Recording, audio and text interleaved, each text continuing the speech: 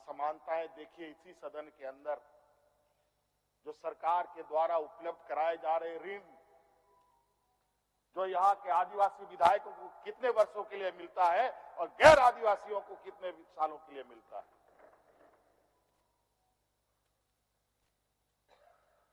इस विषय पर गंभीरता से सोचने की आवश्यकता है। देखो, ये बहुत लंबी लड़ाई है।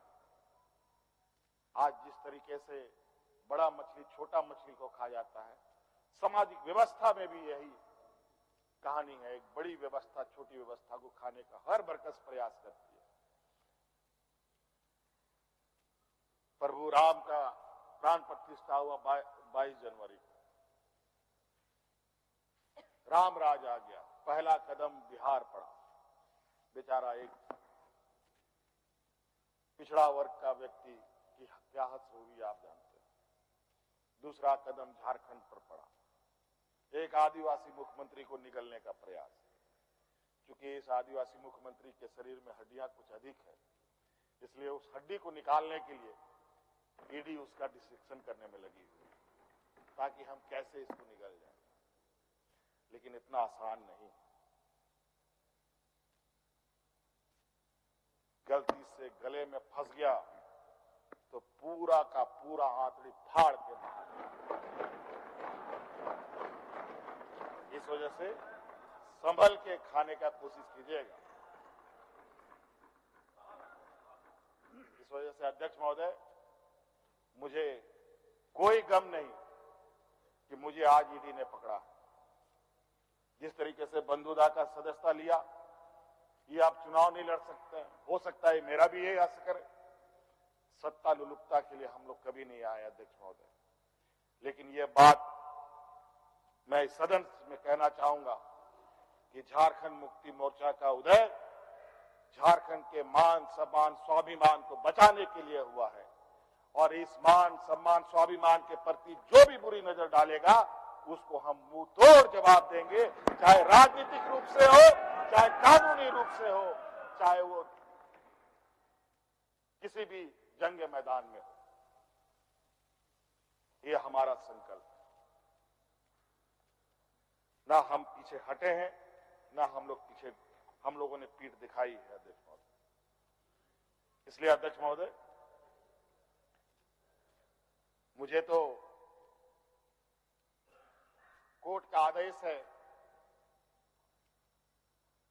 कि मीडिया के सामने या बाहर वक्तव्य नहीं देना है।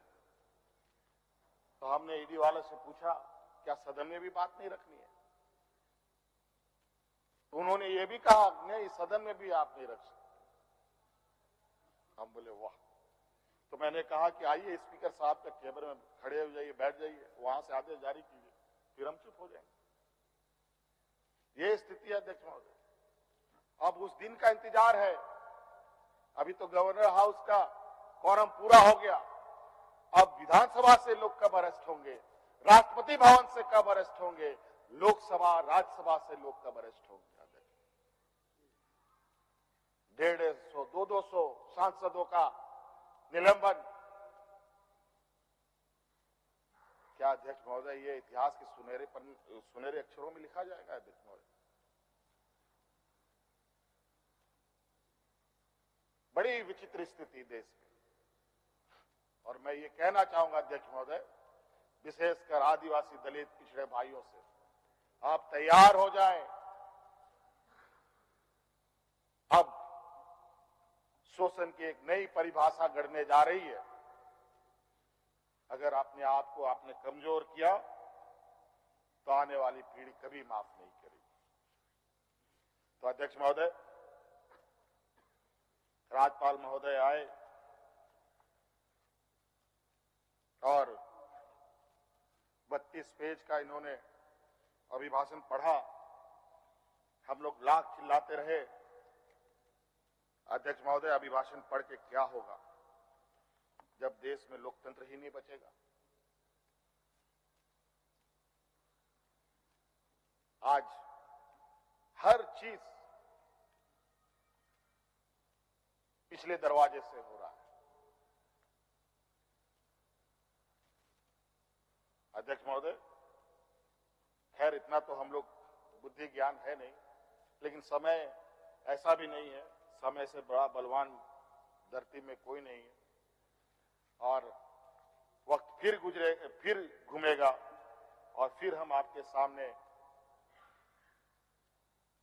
उपस्थित होंगे और इतनी मजबूती के साथ उपस्थित होंगे कि फिर जो षड्यंत्र कर रहे हैं वो षड्यंत्र आपके धरे के धरे रहे और इस देश के और अपने राज्य के आदिवासी दलित पिछड़ों के लिए जो संघर्ष करना होगा वो करते रहेंगे, करते रहेंगे, करते रहेंगे। धन्यवाद। मान्य सदस्य, मान्य नेता प्रतिपक्ष, मान्य नेता प्रतिपक्ष। धन्यवाद अध्यक्ष महोदय। सभी को जोहार, राम राम। नए मुख्यमंत्री पद को धारण करने वाले आदरणीय चंपई सोरेन जी को बहुत बधाई।